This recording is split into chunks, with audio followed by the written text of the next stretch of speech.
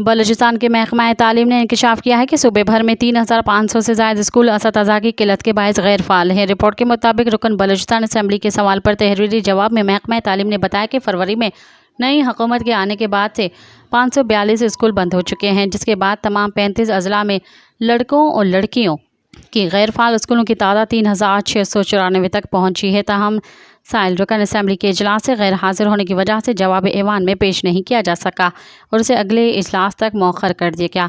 इस वक्त सूबे में 15,096 सरकारी स्कूल हैं, जिनमें 48,841 असतज़ा हैं। जिन अजला में सबसे ज़्यादा गैर फ़ाल स्कूल हैं उनमें पशीन 254 स्कूल, खुजदार 251, कल्लात 179, किला सैफुल्ला 179, बारखा 174 और आवरा में 161 और कोयटा 152 स्कूल शामिल हैं।